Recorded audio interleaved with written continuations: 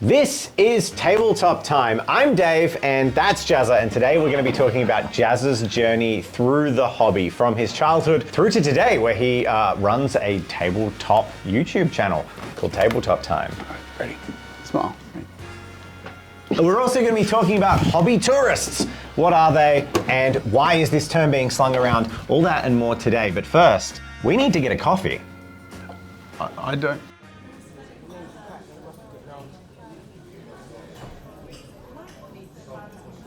So I'm Alicia and I'm playing Coffee Wench number 2 and I'm so excited. This is my big break. Yeah, I've worked with Dave before, but that Jazza guy is a bit of a diva. Who am I? I'm David's best boy, although I applied for Key Grip, so that has me a bit confused. Yeah, Coffee Bits. This is actually my third feature. I'm getting kind of used to it now. This look isn't a look. Thank you. And can you get me a coffee? Cheers. It's a really good team and we're really excited to get started. Coffee Monastery, scene 2, and action! Not so fast. Have you seen the dailies? Yeah, Scene 3. What am I I've seen the dailies. You're drinking coffee. Drinking coffee. Yeah, because it's in your contract. 3 Oh, I don't care. Suck it up, princess. This is Hollywood. Can you turn that camera off? I'll tell you when to film. Yeah. No one even You don't tell me anything because this is my set and I'm the director. Who's the director here, Jazza? Yeah, I'm taller than you and that's all that matters. You're fired! You can't find me because I quit. Yeah, diva, we need to get Mel. And will someone get me a coffee? So after Jazza walked, it all fell apart. Mel came in and it was a disaster. Look, it's going to be difficult to get funding on the next one and a few people have lost their jobs, so yeah. This one wasn't a win. Oh, Gibson's not so easy to work with, is he, Dave? Neither are you. So a term that has been thrown around a lot lately that really didn't exist 5 years ago, I'd say, is hobby tourist. We see that get slung around a lot. This term, hobby tourist, it's one I actually find really uncomfortable, and that's also why we're kind of talking about it. When did you first become aware of it? Because this is a very, very new thing for me. It only really has sort of become something in my consciousness in the last few months, like as GW sort of make different releases and people make comments to changes, and who is and isn't allowed to comment is basically like, that's when I've sort of been aware of it. How long? I'd say probably 2 or 3 years I've been heavily aware of people using it. But for context, for people who don't know, hobby tourist is basically a term of derision. It stems from the way that people in home countries will blame tourists for all their problems. It kind of stems from that. So it's a little bit xenophobic, it's very gatekeepery, and it's a term saying like, you don't care about this hobby, you don't care about the thing that I'm passionate about because you don't like go head over heels and obsess over it or dive in. You know, you can't prove your credibility. You're not a local, you're a tourist. You don't belong here. This isn't their home is really what you're saying. This is my home, get out of my home. You don't belong here. It's funny because it's the opposite to literally my entire life of this hobby, because anyone who remembers the 90s and the thousands and grew up at school then and remembers bullying for nerds, like the whole attitude has changed. So the idea of not welcoming people into your niche nerdy hobby is completely antithetical. Yeah, it's completely antithetical to what we want in the hobby. It's what we grew up with. I think there's also like a spectrum of who is referred to as a hobby tourist. Because on the one end you have people who are unfamiliar, unconfident and want to, but they're just not there and they're trying, and it's like, well, you don't fitting in here. Like, don't try, and that's awful. Then you do have the other end, where you have people who don't participate in any sort of meaningful way, don't join the community, don't really partake in it, but decide to step in and be an authority on it at their own discretion. You know, and I think that's where I could understand it rubbing people the wrong way if people come in and speak above others who maybe are more authorities in the hobby, who do live in it, and sort of be like, well, I think that, like, you know, this and that is the right or wrong thing. It is interesting though, because it's almost never used for those people. Really? I'd say usually those people are the people who use the term. So more often than not, I'll see hobby tourists thrown around in circles where they're watching sort of like rage bait, rumor engine, people who don't even necessarily collect the hobby, they don't paint, they just like the fiction, they've found ways to cling onto it. And the people Or it's good content, or, you know. Yeah, well, sure, absolutely. But the people who usually are slinging that term around, the people targeted by it are usually people who, on good faith, are just trying to enjoy it. That's my view. The people I've seen called hobby tourists are super important pillars of the hobby, and oftentimes they are minorities, women. It's usually a term of derision that is sort of othering people who deserve to be in our hobby. Like I remember seeing on Twitter, people were calling Louise Rogue Hobbies a hobby tourist. That was a word, and it's just absurd. Like someone who worked at Games Workshop for years, worked on drawing the map for the old world. Like just because they're not into the exact same facets. Yeah, and that's where there's like a different read on the term. So like where it's not quite, you don't belong here because you're not into it in the same way I am. It's more, you don't belong here because you're not like me. Yes. You don't fit into my idea of who belongs in the hobby. And that is where it's most damaging. I have been called a hobby tourist once. Really? So I've been called a hobby tourist, and this is where the context of it comes in. The only time I've ever been called a hobby tourist was when I was defending someone who was basically, can't remember, it might have been Goobertown Hobbies. It was someone in that circle. I made a comment that was basically like, they should be allowed to do this thing. Someone called me a hobby tourist. And for context, I've been in the hobby 20 years. I've run a game store for 10 years. Yeah, I'm on a YouTube channel. You are... I'm more in the hobby than I'd say You're a local who runs a place that welcomes tourists. Yeah, I think that I wouldn't be bold as to say I'm probably in the top obsessive 10 or 20% of people in the hobby. I'm not there's people who've read every Black Library novel. I've only read like 45 Black Library novels. Only. So, I'm not there yet. I've only been playing since 3rd edition. I wasn't there since Rogue Trader. I'm sorry. The interesting thing was the context of the only time that insult has been slung at me was when I was defending someone else's right to enjoy the hobby. You didn't agree with the correct opinion. Yeah. And the correct, and probably I'm assuming the old-fashioned opinion and the way the hobby might have wanted to be kept in a certain box. Yeah. So it definitely is, I think, just a net negative thing for the community. Because, are you a hobby tourist, Jazza? I don't know. Maybe we can determine that after I share a bit about my journey. Yeah, that's a good idea. Always, and as far back as I can remember, I have just adored all things related to tabletop gaming hobbies. All the way back to like primary school days, my brother had all the D&D books. I had never played. I used to beg to play and wasn't allowed, but I could look through the books and I just loved the pictures and I just loved the worlds. When I was I bought this in for demonstration. When I was in about year 7, so just starting in high school and starting my journey of having 0 friends, I found a white dwarf in a thrift shop. Yeah. And I think that was like my first interaction with 40K. There was like 40K stuff in this white dwarf thing, and I was like, what is this madness? It was so, especially for 11-year-old me, big armor, chainsaw, gun, like all the stuff that you're like, oh my God, right? So I was immediately obsessed with the imagery.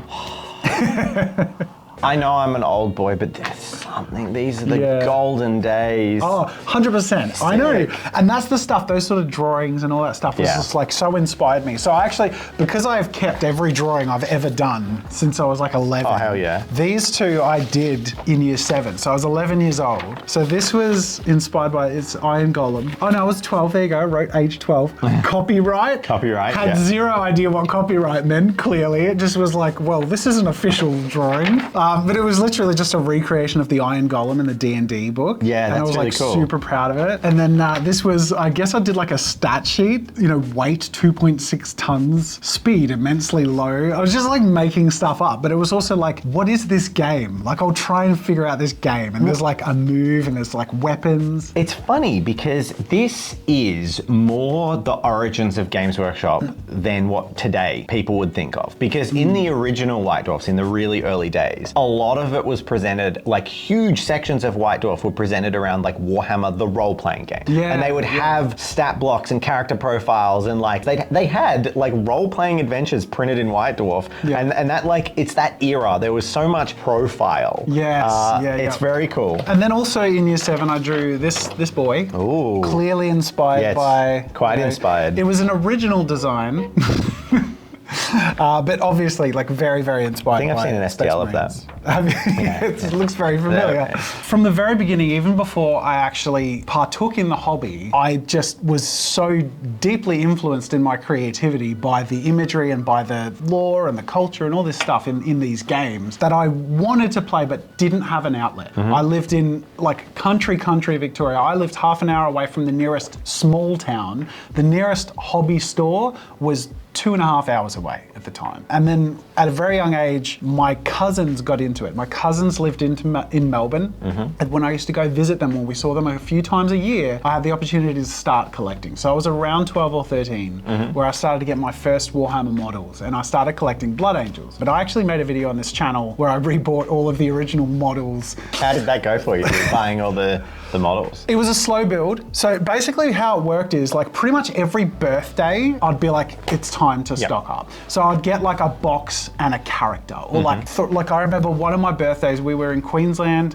on a family holiday, and I was like, I really want a Terminator squad. And these in the days of the metal blister pack Terminators. And it was like, you know, they were pretty expensive for what they were like to $20. Yeah. They're like $18 a blister. Yeah, it was ridiculous. It was like 25 years ago. So 2 years ago. I got like a squad of 10. Which Yep, was a that's huge very deal. expensive, It was yeah. a huge deal. So I was like so excited. I spent the whole holiday painting my Terminators with the lightning claws. They were all lightning claws. So yeah, no, I never really understood the rules, and I rarely played. I played maybe once a year with my cousins, and the thing I loved about playing wasn't the rules or even like winning. Like it was just fun playing, but it was the theatrics, because my cousin knew all the rules, so I could be like, what do I roll? Oh, you got to be a 3. I'm like, roll. Yeah, right?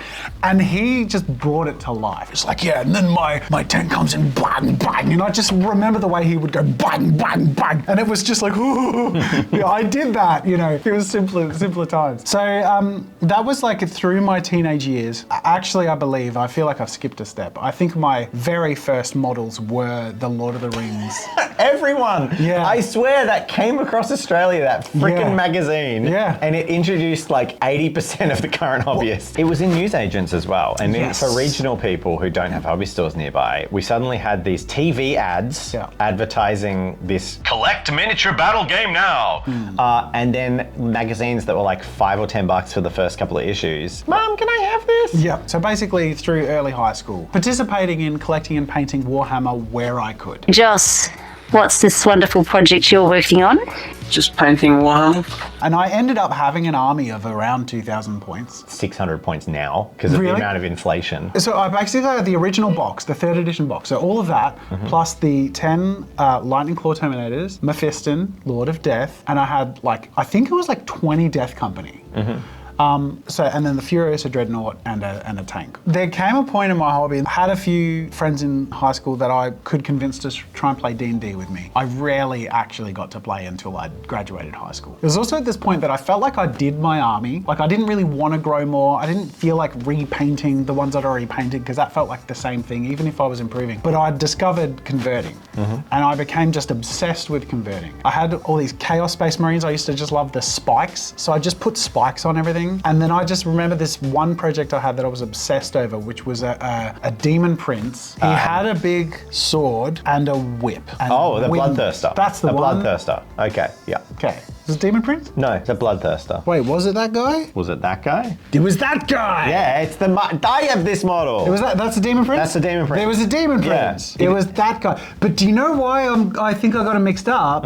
Is because I think I put the wings of the Bloodthirster on him. Because I wanted the cool wings. Because he could take wings, but there wasn't a model that had wings. Yeah. So like I didn't even know the rule. I just wanted the cool freaking wings, right? And I made this like diorama piece with these steps leading up to this thing. He was standing on top with a pool of blood at the bottom and stuff. So like I was just wanting to start inventing things in Warhammer just because the models were cool, and with no like at this point I was also like, I barely get to play, but the fun I have anyway is just in mucking around with these models. So that's what I did. But the important questions at this stage. So you've had a childhood, loving it, tangentially, painting it, collecting it, playing games, enjoying the narrative, enjoying the world, enjoying the models. Did you know the differences between like a Lass carbine 9 and a Lass rifle, or a stub gun and an auto gun? No. No. Okay. Wow. That was so far from my understanding. Shocking. You didn't know that? Didn't know. So you didn't enjoy the hobby? How could I have, right? Yeah, I know. You basically didn't do it. Well, is what I'm it's the saying. funny thing too is like I definitely had those experiences where like because one of my favorite things to do in the world was go to game stores, and a lot of the time I didn't have money to buy anything, but I would spend an hour looking in the front windows because I loved the paint jobs. I think I did that at your hobby shop. Like the first time I'd sort of found, there's this place more nearby me, just looking at the paint jobs, you know, and just like looking at all the cool models, and it's like different to like the box art. It's like, it's the same feeling I get when I'm in the Louvre and looking at sculptures and the way you can just see it on different angles and enjoy it, except they're little and they're gory. But I definitely had experiences of like walking into the hobby shop and seeing games be played and like being brave enough to ask a question or like interacting in some way and being like, ugh, or, you know, like turned down or poo-pooed for not knowing, which kind of kept me in that place of like, well, I'll enjoy it quietly and away from other people who actually do it. So I have always felt a bit on the outside of all these hobbies, including, you know, D&D, because I had to beg to play and never got to play, and Warhammer, because I never knew the rules and I never went into a gaming store and played the games or asked about the rules or anything. I never felt a welcoming atmosphere to a gaming store because the few times I got to go, I think I would never say it was the game store owners that were rude, the ones I met. It was more the people in there playing the games. So I never felt like I had the opportunity, especially as someone who was very self-conscious and a bit antisocial, a bit introverted. It was enough of a challenge for me to like look around or even ask a question. Yes, I can attest to this because when you first came into my store, I had no idea who you were. So there was no question of YouTuber entering into it.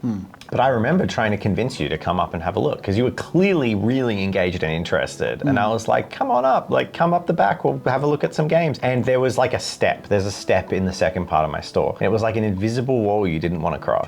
It took to like your third visit. That's where people play. Yeah. Because you have the tables there, people play and paint there. And there is this part of me that goes like, that's not my area. It's not that I'm not allowed in there, but it's that if I go in there, I'm taking a risk because I might reveal myself as not knowing or actually as being someone who doesn't belong here, who doesn't know those gun differences. You know, I don't even remember the guns you said. Were they guns? It's interesting because I think that comes almost full circle. We haven't even got to the end of obviously what happened after that. Yeah. But it brings it back to like why having terms like hobby tourist and using those terms in a derisive and gatekeeping way is so damaging. Oh yeah, it's like, so I was a singing teacher for several years, and that was one of my biggest pet peeves, and it's a very similar thing. If someone ever tries and isn't great, and they get someone say, ooh, it sounds like someone's hurting a cat, or say anything mean once, the door has slammed shut. That person will not try again come, you know, hell or high water unless they absolutely need to at some point in the future or like build that confidence again. But it's so hard to rebuild it back up, you know? Yeah. Same sort of thing, like I don't think I ever got a hard shut off, but I think if I would have, I may not have, you know, enjoyed it the way I ended up enjoying it. I think is a pretty big example of it is like if I had even a remote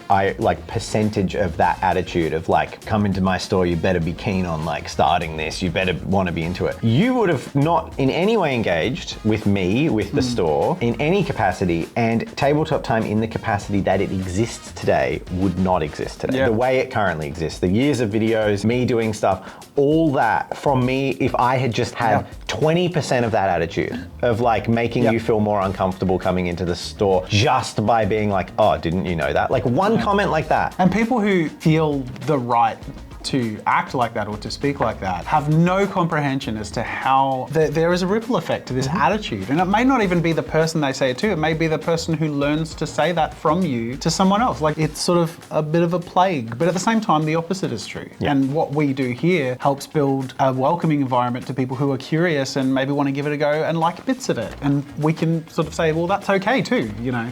So anyways, I would split my hobby history into 3 portions. So I've shared the first, was sort of like my childhood through to sort of, young adulthood. In young adulthood, I became a self-employed animator and game designer. The games were Flash games, online games, all very much inspired by these sort of things still, like very much medieval games and isometric games and very Baldur's Gatey and that sort of like, always finding ways to like be creative in ways that are inspired by stuff like this. But it was at this time that I had a regular D&D group that I played with weekly that I loved.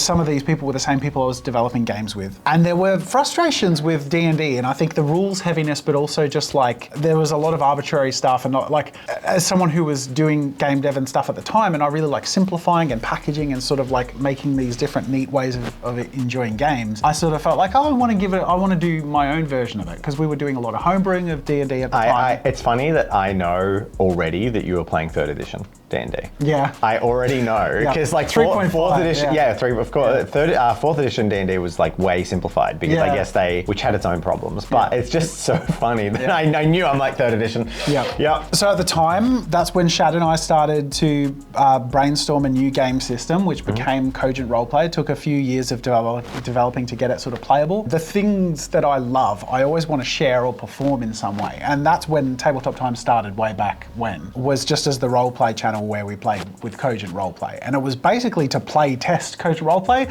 and I'm like, while we're doing it, might as well film it. So we made a whole bunch of roleplay stuff, and that's where it looks so old now, yeah. So this is the old character sheet for Cogent Roleplay. At this point, there wasn't yet a local gaming store, and I had a family I was starting, and so I wasn't like getting it, and I had actually sold and I regret this to this day, I sold my entire collection of Blood Angels soldiers because I was broke.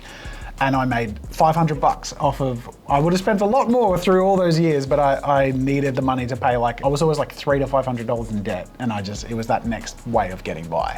So I sold my whole Blood Angels army for $500. Makes me very, very sad to think about. I don't have any pictures, I have nothing. I can't believe that. It's heartbreaking. All my first paint jobs, all that stuff gone, So that is sort of where my mind was with the Warhammer stuff. It was like, I guess I've given that up, right? But I was getting back into this roleplay stuff, finding my own like ways to invent worlds and stories and all this stuff, and building content around it too, because that was also the thing I was finding a lot of passion in. Which tangentially, I do want to add that I think it's really important to remember for people who may be new to the hobby, who don't have the context, that like role play, in my view, roleplay is kind of wargaming at the same time. So obviously they're not the same thing, but what I mean by that is you cannot have Warhammer, you cannot have current modern games. Warhammer isn't the entire hobby. Obviously like Infinity, all of those. They wouldn't be here if it wasn't for like D&D, the 80s role-playing. Games Workshop started by selling miniatures for role-playing games. Warhammer Fantasy role-playing game. It's always been intertwined. There's always been an incredibly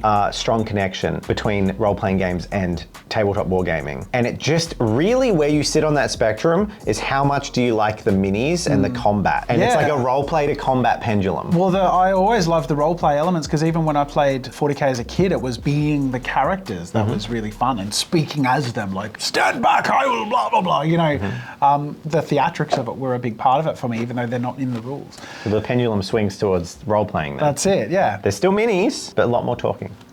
So that's the middle phase, really, is the sort of the rise and fall of early Tabletop Time, which fell off the radar or had to go on hiatus because my main channel was starting to pick up. It took a lot of time and attention, and I just needed to put it on a break. So I put it on a break, and it was heartbreaking, but I always really wanted to get back to it. But speaking of get back to it, in this third phase, it was also the Warhammer that started to creep back as well. I think in particular, it was around the time where my main channel started to drift into extra content beyond drawing. All of a sudden, I've had videos where I'm like, if I want spray paint for something, I'm like, I want the Chaos Black. It's got to smell like my childhood, right? Don't smell paint. So, and that was actually around the time where I discovered that there was a new local gaming store. So I had popped into your shop years before moving into the local area. I'd travel 20 minutes to come and just grab a few things, grab a few pots of Citadel paint, because that was the stuff I was familiar with, and just look around for an hour because it was fun, right? But I, of course, barely could connect any of these events because I have awful like face recognition. Yeah. So I just am really bad with talent. So I probably, if you'd come in more than 6 months apart, I would have just assumed like you're a different person every time you come in almost, until you actually, because there was a few times before you introduced yourself. Yeah. That time with the camera and Gareth was the time that it cemented. I was like, I vaguely remember you coming in once or twice. Yeah. And he's like, I've been coming for years. I was like, oh. So the third phase of my hobby history really comes in after the Tabletop time had been on hiatus for a while. My main channel had sort of grown a lot, but I'd spent so much of myself creative in ways that were within a certain housing. And as someone who's very creatively free-flowing and expressive, I needed outlets that I wasn't told to do, that weren't rigid. And that's where the hobby started to come back in. I was like, I really wanted to role play. I hadn't role played in years. I really wanted to start painting miniatures again. And so, same sort of thing for my birthday. I was like, oh, we'll go spend some money at the local gaming store and get some minis and stuff. So I started to get back into the hobby and get back into converting. And as an adult with more of a budget, I was like, I'll just get what I want, you know, like. It was a bit ridiculous. It was, and you were very, you looked after me because you could see someone who was ready to make irresponsible decisions and could be taken advantage of. Yeah. So I was like, what do I start collecting? I was like, and I'd sort of say ideas, and you'd not discourage me, but you'd point out some things that might dissatisfy me in the long term and maybe steer me towards things that You kept putting things in the box, and I was like, is that the same faction as that? Yeah. Like, what, you just be grabbing things, and I'm like, that's a different faction, just so you know. Like, it's fine if you want it, but I just wanted to let you know that technically, like, what a Gene Stealer cult is technically not Tyranids, even though they look similar. Like, it was that kind of thing. Yeah. And I was like, letting myself just unleashing my inner child. And the part of that I was most excited about was the the converting. And I was like, I want to do a custom army from scratch. And at this point I was looking at like Thunderwolfen on Instagram had these amazing like gritty Space Marine conversions. I was super inspired by those. And I was talking to you about what army, and I used to love Chaos, the aesthetic, but never played them. And you did inform me that they are a dog's breakfast on the tabletop game. They're not anymore. This was early 8th edition maybe. Yeah. They were awful. It was when they only had one wound. Well, you're a Chaos player, and you did share your heartbreak. Oh yeah. But the Primaris were also brand new. And you were on the fence. Yes. So it wasn't like you were like, I definitely want to do Chaos. It was like this or this. Yeah. And I wasn't leaning on either direction, but I think the Primaris and the fact that it was this new direction being supported and the models were really dynamic would have done that for me anyway. But it was also understanding, picking the lane and knowing how to do that. So, and that was where I was brainstorming. It's like, I'm thinking like bears. Like I could make an army of like, it's like wolves, but bears, and everything is like a bear pun. And you're like, great. You know, but I started to like share like my lore ideas and stuff like this. And it was also around that time I was like, I really wanted to start role playing again. And at that point we'd interacted a little bit, and I'd broached Kojin. I was like, oh, I have this RPG game I've made. Like, would you ever care to test it? Which I'm sure you've heard 100 times. So I don't know how you sort of would have received that sort of thing. Yeah, it was just interesting. I just remember that whole period of time, not that this is about me, but that whole period of time was just very interesting. Because Jen and I were like streaming, and we were doing all these things, and we were like trying to sell the stuff. And you didn't know about any of that initially. Yeah. And we didn't know about you being a YouTuber at all. Yeah. And it all just kind of meshed. And we just had this mentality of like, we're just going to say yes to everything. Like that was the mentality of, we've spent 5 years saying no to everything, even if it's just a fun opportunity. Like if a friend says, do you want to go away for a weekend? Yeah. We were in like this yes stage. Yeah, so cool. you were, no matter what you were saying, we're just like, every opportunity that's new and interesting, we're just going to say yes, and we're going to try it. Yeah. And that was the exact period that you were kind of like, do you want to try doing a role play? And I was like, yes. What night do you want to come? I'll open the store up. It's fine. Like that was the period. So it was just, whatever this is, I don't know,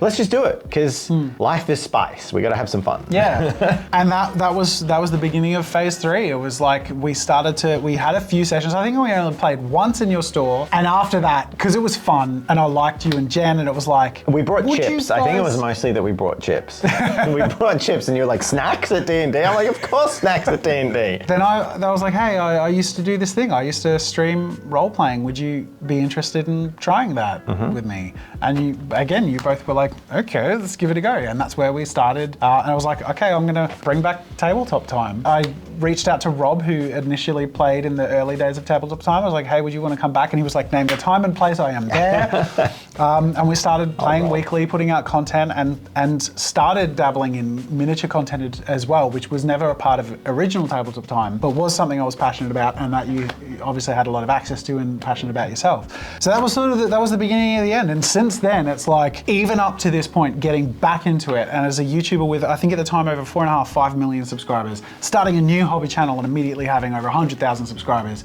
like, I still never have felt, even till now, like I still feel like I observe people in the hobby. I'm not in the hobby, and it's just it's an imposter syndrome thing. It's like, I acknowledge that I'm in the hobby. I love all the parts of the hobby, but I am not an authority or expert in any specific area. I have a shallow pool with many things in it, and I love that. And I think that's totally okay. Like, and since getting back into it, like, and just allowing myself to buy the models I liked and paint them, and then get distracted and get into a different game. Like, I went to PAX last year and got into this thing you'll never convince me to get Crisis interested Protocol. in. Yeah. Really? Why? No, I just don't like it. Well, the other I have a new motivation too, and that is I have children. Okay. So part of my motivation too is like, well, I want to get them into like 40K and stuff, but they're too young for that. So if there are games that are going to help them understand some of these mechanisms and have Spider-Man in them, yeah, of course, then all of a sudden it's like, okay, well, I have a family-friendly way of like getting my kids into tabletop gaming, which is entirely selfishly motivated because I want to play more hobby games. But it's so fun to share that with my kids and to paint it with them. You know, like, they help me paint. So there you go. That's their lamp. That's their paint job on the lamp. We got a good gradient there. Yeah. So we're, you know, slopping paint on stuff together, and that's awesome. And not everyone's going to be into the same things. Yeah. And that, like, I'd gone through a lot of like making the Space Bears, and that was my hobby time. And then I had a bit of a break from that, especially as Tabletop Time became like taking a lot of attention. And it felt a little more like work, and so I'd work on Tabletop Time and didn't really have hobby time until eventually it was like, you know, went to PAX or that, and all of a sudden I'm painting miniatures again, and you know, it's for something totally different, but it's like, oh, I've got my hobby again. It's just a different kind of the same hobby. And then game development is another major one that I've just fallen totally in love with all over again. And so developing now Gateway Roleplay, establishing Gatecrash games 3 years ago now, and developing Gatecrash as a separate game, which, side note, I will have... There'll be a video on Friday. There is a video. No. When's this coming Tomorrow. up? Holy sh... Okay. That's our turnaround on these videos. Yeah. Later this week, you'll get the full story. I'm releasing a huge, like, full drop on the Jazza channel, just like, hey, here's Gatecrash. Worth saying, anyone who's been interested in Gatecrash, I guess go watch that video and you'll get the full lowdown. It's easier to just point you there and you'll get the full update. Won't put it here, but it was a comprehensive video bringing you up to speed on where we're at now. And yeah, we're in the middle of, like, on the tail end of putting the early alpha together of Gateway Roleplay, which is like really exciting, and it feels so good to really feel like we're fine-tuning the mechanics of this game rather than like trying to figure out how it works. It's like, no, I would put a bow on it. And having tested it in so many different ways, and each time sort of improving it, and it stands up to the scrutiny we put it to. That's my journey. Yeah, whether it be like 40K or it's Protocol. Super interesting to me because you are in a position where, despite dabbling in a million different things, and sort of admittedly to yourself saying, I'm not amazingly deep into any one of them in terms of like a lore junkie, you have also sort of created a concept that has resonated with so many people. The Space Bears Kickstarter was enormously successful. We're not talking about Space Bears too much today because we've done videos on them. But it's just interesting because to me that shows that at some core level, you get it. At some core level, you were in the spirit of the hobby to create something that resonated with enough people to get this thing off the ground and support it in a huge way. I mean, obviously part of that's going to be people just supporting you and things you create, but I think a big part of it, people love Space Bears. Which is so weird to me, because even on the day we're launching the Kickstarter, I was like, what am I doing? Like, what is there? And I have this feeling so much. When you put yourself out there about something you're passionate about,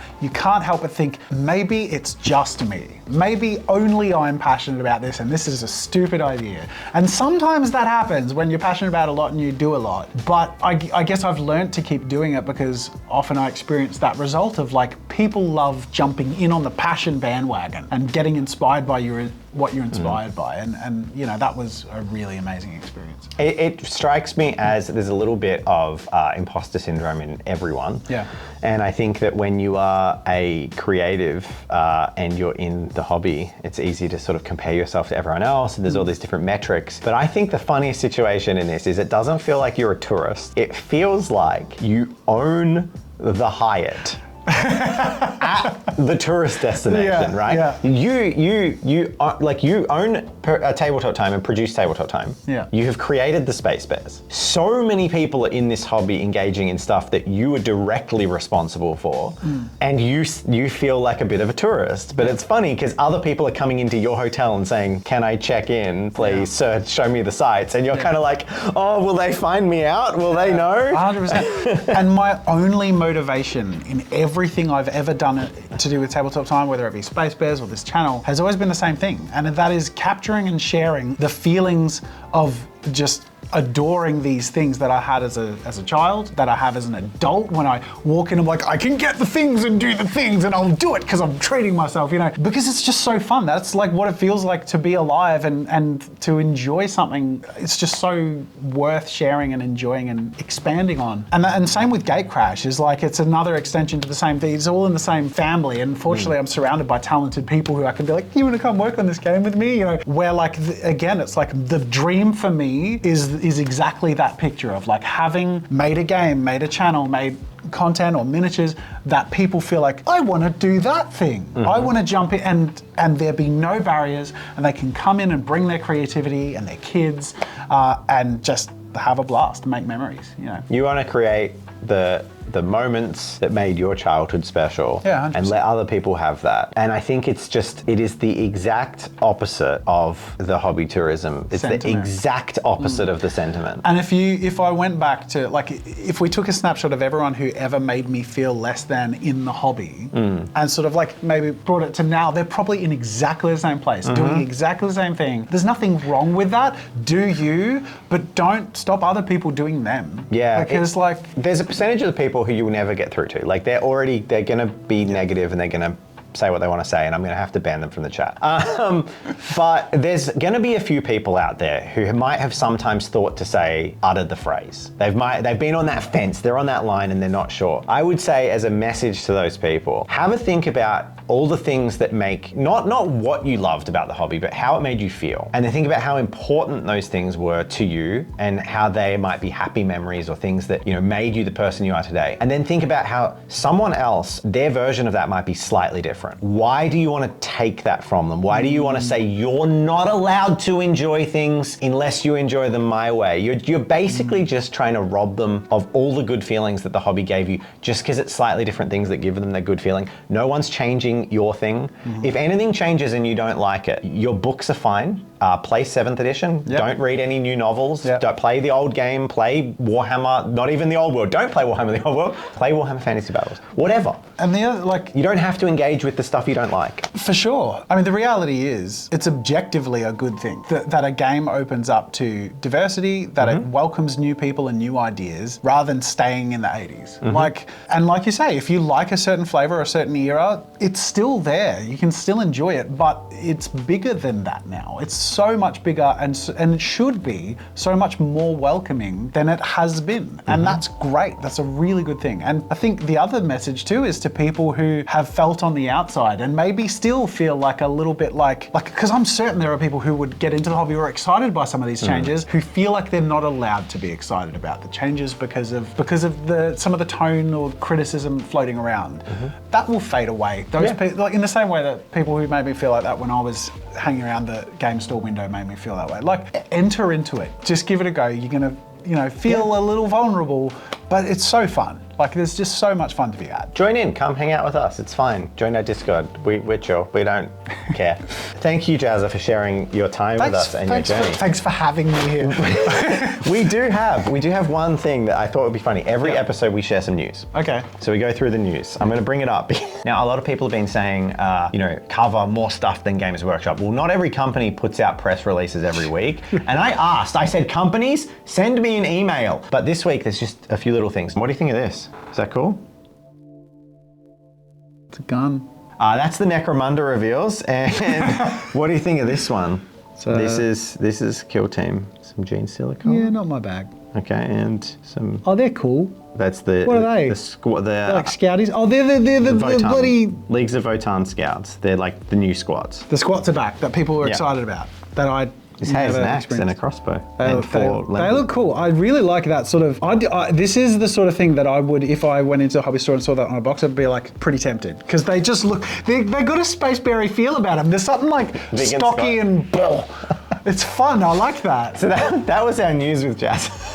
I really like the new Necromunda guns. They're really cool. So there's some new Sentry guns coming out for Necromunda. Very reminiscent of Aliens, technically. Yeah. Remember Aliens? They put the turrets in the corridors and they're like, it's really cool. Yeah. And if you like the, get the new squats. yeah, that's probably my least favorite box they've ever done. I prefer the squats from You're wrong. Yeah, I'm sorry. You're wrong. And if you disagree with me, I'm a tourist. This is the superior way to play the the way to game. play. If anything that isn't this is wrong. It's bad.